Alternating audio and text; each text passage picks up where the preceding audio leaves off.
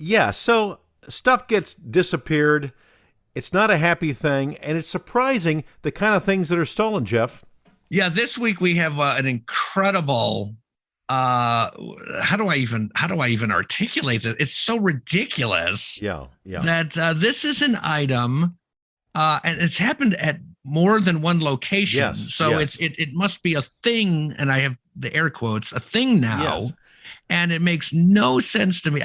If I never would have dreamed in 1,000 years that this item would be stolen. Me either, but as we'll hear in just a bit, it's true. Dirty deeds, triggered tirades, busybodies, and missing cats. They say tall fences make good neighbors, but bad neighbors make the Right Next Door podcast. So, Darren, it's a couple of things in the next door world going on now with thievery, which Thievery. I mean, we all kind of expect the average run of the mill thievery. Yeah, I mean, somebody's going to be taking like an Amazon package, something delivered to your home, and it might get stolen from the porch or something like that. Or if you leave your car unlocked with your wife's diamond bracelet sitting on the dashboard, there's going to be a problem. That kind of stuff happens all the time. I've never understood. Do you lock your car? I always lock my car. I lock my car because I park on the street. Well, yeah, and I do too. And so people, this is things like the chronic missing cat. People are always complaining that their cars have been rifled through, but they don't lock their cars. So I'm like, what do you expect? If you don't lock your car, bad things are going to happen. How on earth did this egg in this frying pan get fried when I left it out in the sun lying on a pat of butter? How on earth did my bicycle get stolen from next to the shopping mall when I didn't lock it up? How on earth did my dog, unleashed, run across the street and get away from me and my wife? How, these people that just really don't know, there's a cause and effect to some of this stuff. Yeah, I know. And a thing that's people don't think about is car manuals are being stolen now, which is kind of crazy. Like my dad had his car manual stolen, took his car in for service, for like an oil change, and then no car manual. Well, and see, I'm like, why? That's a bad thing to steal, but also it says, I'm going to steal a car manual because there's no huge source of information I could rely upon to get another manual and read it off of my computer. I'm going to steal this paperback manual for this 98 Cadillac Eldorado because there's no other place I could possibly find it on the face of the earth. It's like stealing a map, for crying out loud. Come on. So I don't know. There must be an aftermarket, but the poor people that get their catalytic converters stolen. That sucks. That really sucks. I've booby trapped my car. I don't know about you, but if somebody tries to steal mine, James Bond. Oh. The whole car just explodes. That's really handy. You might be sued though. Be careful. These criminals, if they try to steal your catalytic converter, and there's an explosive device that blows their arm off, they're going to be coming after you in court, Jeff. Oh, I better get that. Yeah. I never thought about that. I better have just wound. You just can't. You can't Wait, just wound booby people. Traps are against the law. What? Booby traps are against the law. Yes, you can't. Oh. Yeah. Well, it's okay because I drive a 1972 Fiat Spider, which uses leaded gas, so I don't. There's no catalytic converter needed on that car. My catalytic converter. My car is small enough and cheap enough. If you're the kind of thief that's going to crawl underneath my Hyundai, then you know what? Maybe I should leave some catalytic converters just in the front seat with the car unlocked. Maybe young man, maybe you need this catalytic converter more than I do. You poor thing. Yeah, I don't know. I mean, are they stealing them for the part, or is there like copper or something in there that platinum. They're taking them? Oh, platinum? There's platinum in a catalytic converter. Oh, wait. Now we're publicizing the fact that catalytic converters are valuable. So the Right Next Door podcast is going to be a part of an uptick in the theft of catalytic converters because we're revealing to the world they're hugely valuable. Stop listening to this podcast right now. Run down the street. Go check. No, don't do that. Don't do that. Don't be a criminal. Don't be a criminal. Well, I mean, that begs the question. Yeah. why are they manufacturing them with platinum in them? I think it's like some chemical process that you need to have platinum to deal with the thing with the pollution. Platinum does Oh. something to the pollution. Oh, well, thank God they're not using gold. Oh yeah, that would be valuable. That would be even worse. So that's, but the reason I'm bringing up the whole theft thing, found a very, very unusual story. Yeah. Actually, two of them. Are you aware that people are stealing shrubs and flowers from people's houses? Shrubs and flowers. So some poor lady planted some lilac bushes, apparently on her birthday. It said, like, on my birthday, I planted these lilac bushes. Oh. And she comes out the next day and her lilac bushes are gone. See, And what kind of cruelty? it's kind of a new low, is it not? And here's what I thought was incredibly strange, that the thief or thieves disabled her motion sensor light. Oh, so they're very canny. They're very cagey. So they're technologically adept enough to disable her motion detector to steal like a plant. To steal a plant. And then there was another person who posted that they had planted a flower bed, went out to water it the next day, and there were nothing but holes in the flower. So all the flowers were.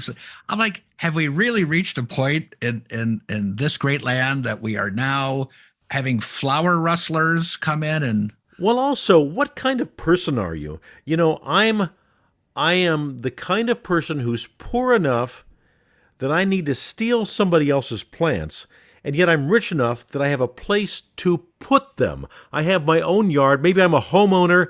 Maybe I'm renting a nice place with a beautiful yard that I can afford, and yet I can't afford to buy my own damn plants.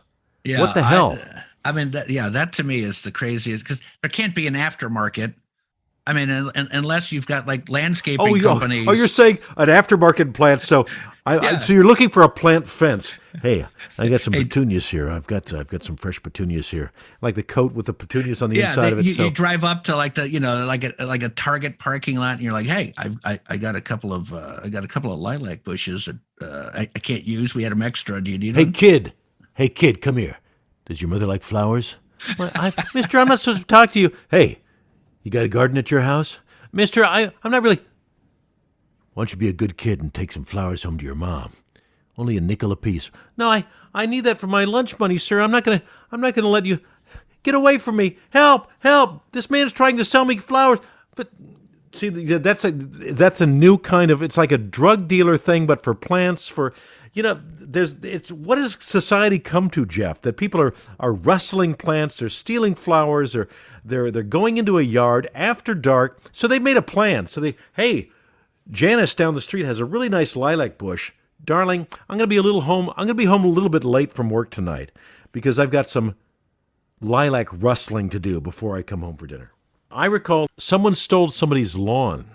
So, Somebody you know, stole their lawn. like turf, the rolled out sod? turf, like the sod, like that stuff's expensive. So somebody had put in a whole front yard to their place with this turf, and they come back from a weekend away, or they come back the next day or whatever, and somebody's come in with a truck and stolen, you know, thousands of pounds of turf from their lawn. So they come back, there's like a patch of dirt where there used to be grass.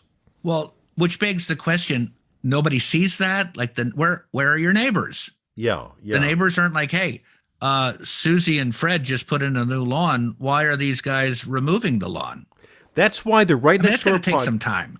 That's why the Right Next Door podcast and these next door blogs and things like that are very valuable, because if you see something, say something to your neighbors who just had their lawn stolen. That I never heard that. So that's another one that's really out there. I'll tell you kind of a funny anecdote. I won't release any names to protect the not so innocent, the miscreant. But I went to high school with a guy, and he was, he was a little on the wild side, and he's like, pretty successful attorney now.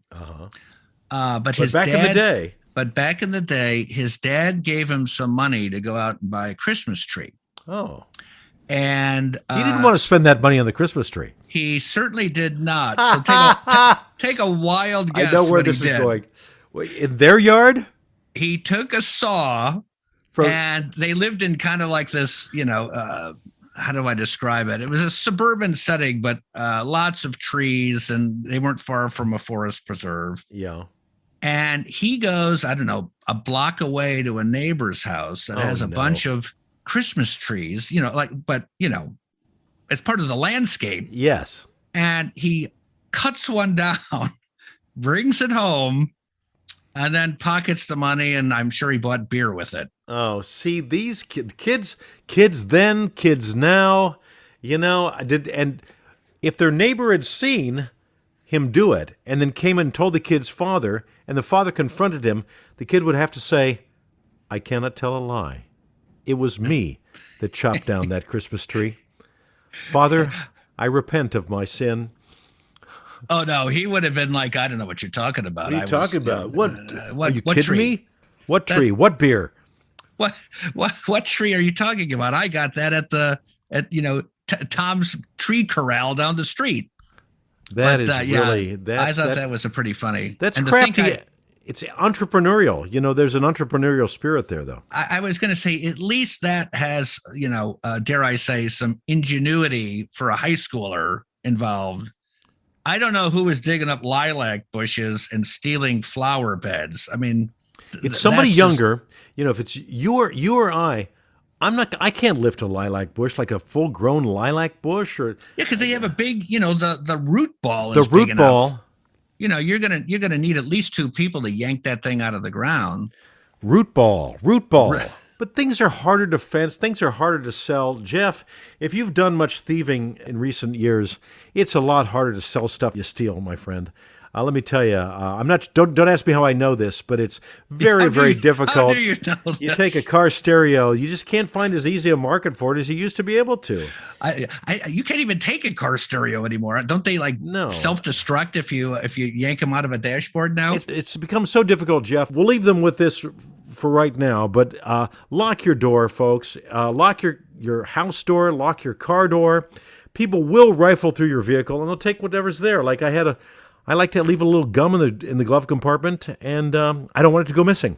You don't want, yeah. And if you plant any new plants, I guess I don't know how you protect that. Maybe how do you lock up your plants? I guess you can't. You cover them with black plastic trash bags through the entire summer. If you want plants to grow, you really just shouldn't put them in your yard. That's a fact. Yeah, they'll be taken and growing in someone else's yard. Yeah. So words of wisdom. Don't even plant them. You have a neighbor who's driving you crazy. Tell us about it. Right Next Door Podcast at gmail.com. The Right Next Door Podcast is an unscripted production of Eversharp Media, which takes a satirical look at local news coverage and social media. The material, views, and opinions expressed are not necessarily those of the talent, guests, or the production company. Celebrity voices impersonated, including this one.